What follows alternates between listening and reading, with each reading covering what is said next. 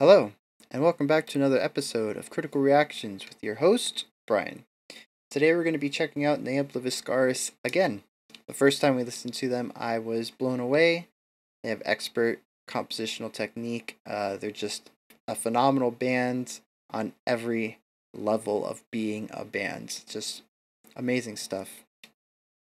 When I was looking to see what I need to, or what I should be reacting to again, got quite a few requests this time. We got some from Kelendros, Craig Dunlop, Joshua Ciardelli, hope I said that right, Guitar Noodle, and Mateo Garcia.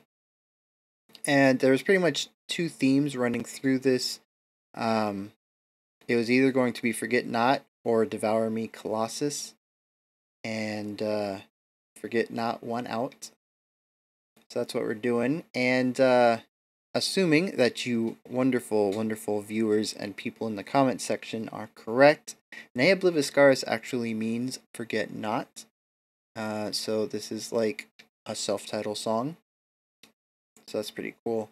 And I probably should look into that, not just spout things off I hear on the internet, but well, that's where we are right now.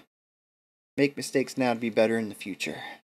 Alright, so let's see what Neo, as the cool kids are calling it, is doing today.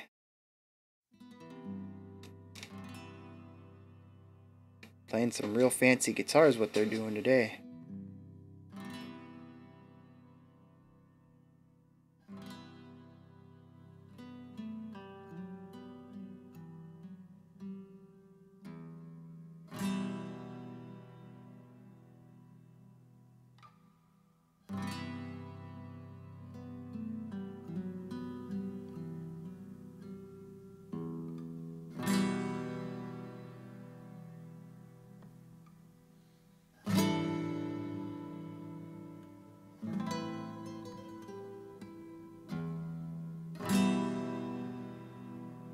I love how they're just taking their time with this part. The song hasn't even started yet and they're already giving it room to breathe.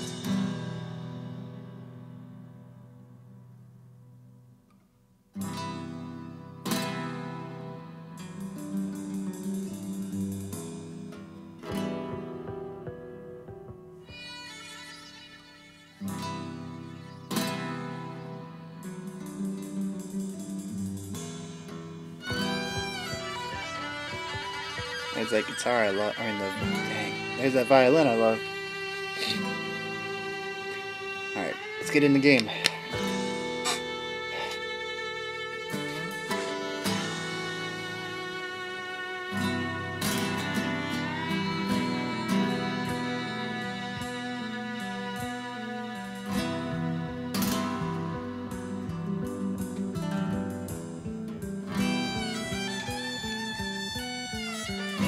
We've got two melodies going right here, and a chord progression.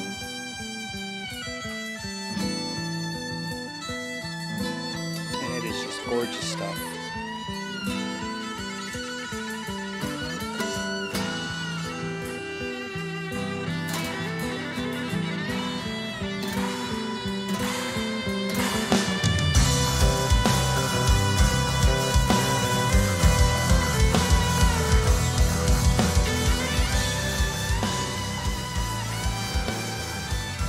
A little bit of a tempo shift there.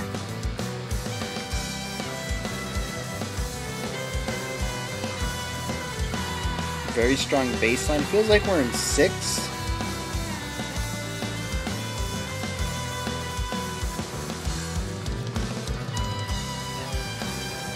The bass line makes me think we're in 6, but the drum's playing in 4. So we've already got some really good use of polyrhythm going on here.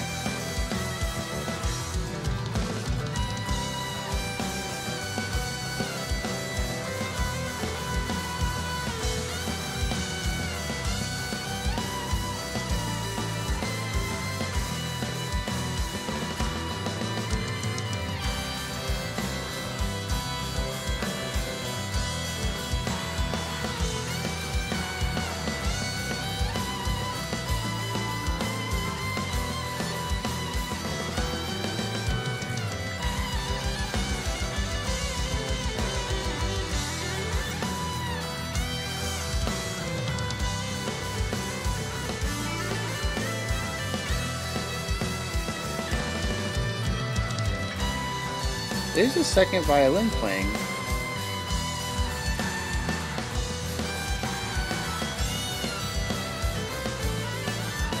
Maybe not. Maybe it is a guitar.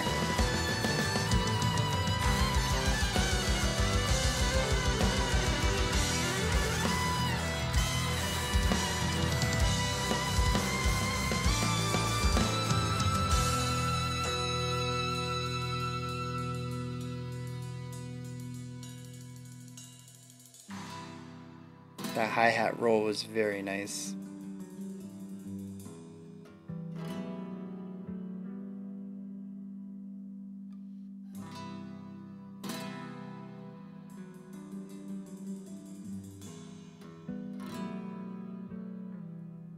Four and a half minutes in and not a word spoken yet.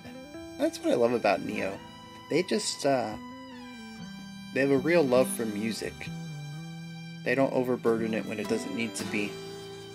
They can tell their story without words, and they're fantastic at that.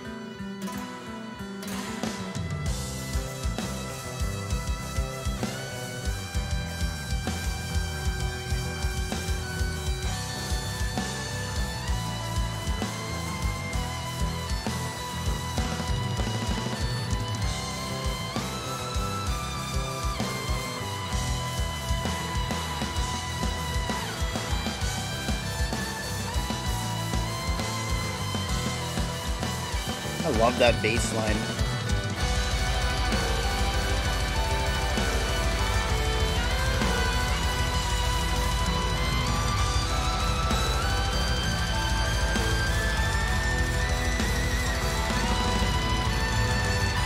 Nah, we're definitely in 6 now at least. Violin just tearing it up.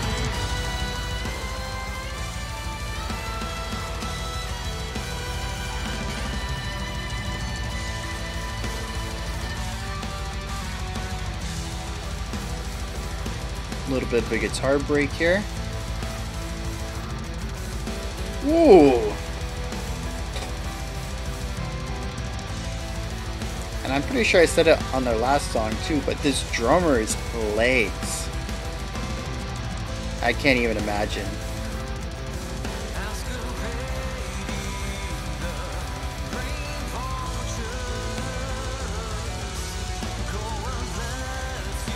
If you listen in on the left side, there's another melody going on. It's not very high in the mix,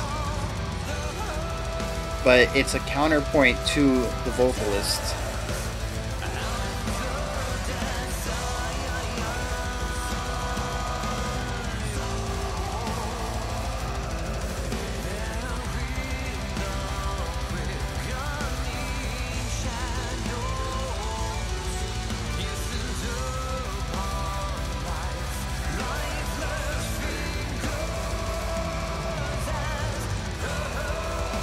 The way that they layer the growls with the cleans is just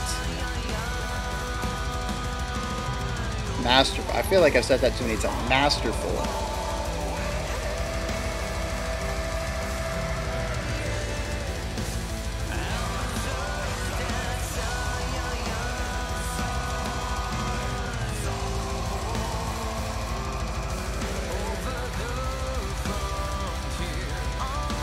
And the drummer's just still going. This is blowing my mind.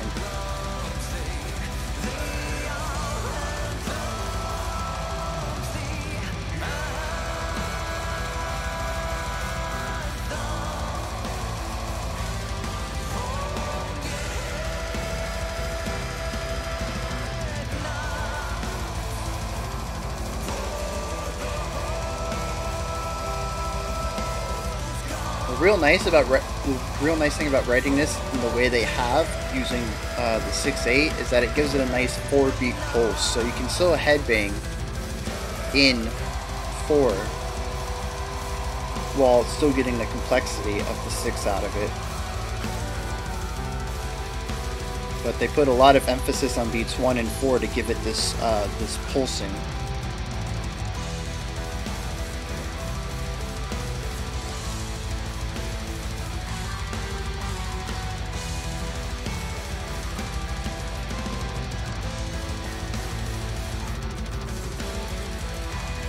can hear it right here. There's a guitar, acoustic it sounds like playing.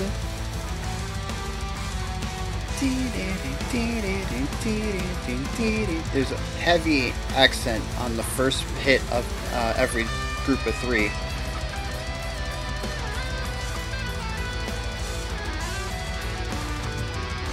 And then of course you have the drummer with snares and cymbal hits on beats 1 and 4 as well, so...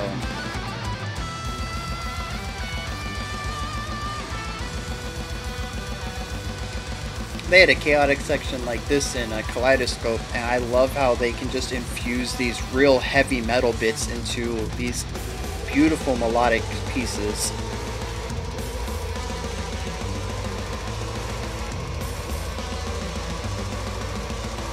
Blasts, heavy tremolo picking. I mean, there's just... every instrument is just tearing it up there. The speed at which these people can play. Using the distorted guitar to kind of separate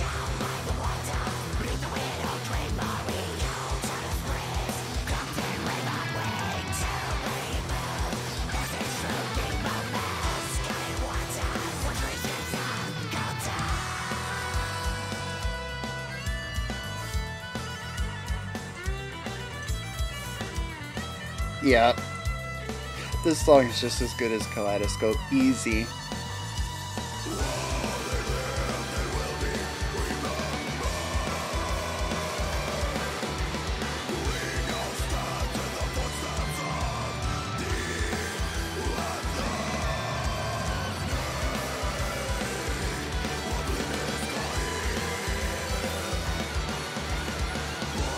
I think we've moved to 4 as well.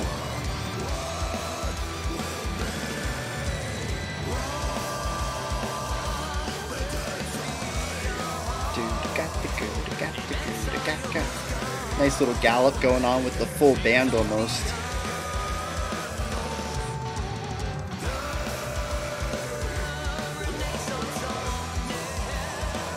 I was talking about the layering, how they have both of the vocalists singing different things. You basically have 2 melody lines from them, plus the instruments underneath. And they find a way to not make it muddy. I think that's the impressive part.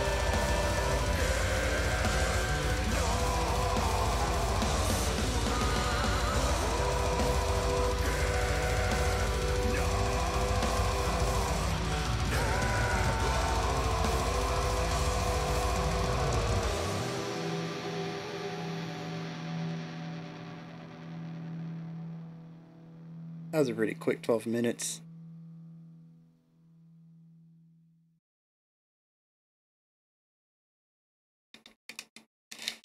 Yeah, they, I don't think I could ever listen to a song by them that would disappoint me. They are just so masterful at what they do. And I was saying there at the end that you have your growler, you have your clean singer. There was a violin or a clean guitar part. I couldn't really tell. It was a little low in the mix. On the left side, though, just like through the rest of the song. And you had your bass line and your distorted guitar. That's 5 melody lines that you're talking. I mean, the bass line isn't so much of a melody line, but it moves. It's not holding a pedal note. It's not... well, it's not staying on a pedal note. It's not holding out whole notes or anything like that. He has a bass line and he's moving through it. It is not... it's more in line with jazz bass than... well, jazz bass or maybe like cello or contrabass parts if you start thinking of classical music. More so than rock bass, where it's more so holding out the musical floor. This is an instrument with its own melody line, just in the lower register, the lowest register of the band. So I mean, you've got 5 melodies that they're competing with each other in a sense that they're all trying to, the brain can really only hear one melody at a time. You can kind of push it for 2, but it takes a lot of training. And even then, from what I understand, technically you're bouncing between the 2 melodies and kind of piecing the knowledge together. You're not actually focusing on it too. Humans can't technically multitask. Um, so you have these 5 pieces that are all vying to be heard at the same time. And usually when you try to do that, especially more inexperienced composers, you're going to end up with a song that sounds muddy. So there's going to be, I mean, they don't, the pieces don't work together, um, or they're all vying for attention at the same time, or they all have strong parts of the bar at the same time. There's a lot of things that can go wrong every time you add a new melody, which is why a lot of popular music has one melody. Even when you get into rock and metal, you usually have, even when you have lead guitars, they're usually playing rhythm or something until a solo or until an instrumental break. A lot of music is written with a single melody in line, or in mind. So, it takes guts to say I'm gonna throw 5 together. I mean, two is not exactly difficult for an early, an adept musician, a novice musician. Um, two is one of the first things that you really learn is 2 instrument counterpoint. Um, but once you start putting 3 together, and then 4, and then 5, you have a very cluttered soundscape, and everybody is trying to be heard. So it takes a lot of planning on which instruments get more prominence in each beat or in each part of a bar or maybe even in different aspects of a musical phrase. One of the easiest things to do is for one person to play the melody line and then hold out a note so the other one can play their melody line. Um, that's a simple way, is basically let some instruments get out of the way so other instruments can have the spotlight for a second. And that isn't really happening here. A lot of it is being done in the mix, and the mix helps. Whoever engineered this is definitely, I mean, they need a pat on the back for making this work. But there are a lot of things going on musically that's allowing all the instruments to kind of have their time and their place and their kind of section of the soundscape that doesn't make it sound muddy without basically pushing the instruments out of the way, giving them rests or giving them held notes to kind of, clear out the soundscape a little bit. Um, but like I said, it's not easy to do. It takes guts to even take on the task, and then it takes immense amounts of skill to see it through to the end in a way that's palatable to ears. I mean, it's very, like I said, it's very easy to screw this up, and that ending just is phenomenal. There's no other word for it. It uses a lot of techniques and ideas that we don't really use in modern music too often. A lot of it comes from classical, from the Baroque and Romantic period. Even, um, I mean, obviously those 2 periods have inspired contemporary classical, um, but they also have some experience or influence from contemporary classical, modern classical music. Um, but it's not stuff you typically hear outside of large productions. You're talking symphonies, orchestras, um, philharmonics, 40 instruments, where you're trying, well, 40 instruments, but you honestly only have like 15 to 18 parts. You just double up the parts with instruments. Um, but even that, I mean, you're balancing so many ideas, and it's just something that we don't hear too often in modern music. So it's really, really mind blowing to hear it in metal. Um, it's just it's just so good. I gotta move on. I can talk about this last minute, last 2 or 3. I guess about the last 2.5 minutes of a 12-minute song. I can talk about it forever. I mean, recency bias. The rest of the song was really good too, but that's just that part stands out, and I just listened to it. Um, But yeah, the whole song, a lot of it is musical. There really isn't a lot of singing. It was maybe the last 5 minutes, give or take. We were the last time I checked, we were at like the 7 minute mark with no vocals. So I mean, it's just really impressive that they can put that together. And I wonder how many people will listen to it and pass on it. Um,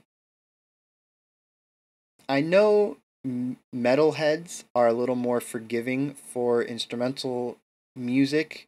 Um, we have a stronger appreciation for the instruments themselves over other genres, especially more popular genres. I don't know if rock people really enjoy instrumental music as a whole.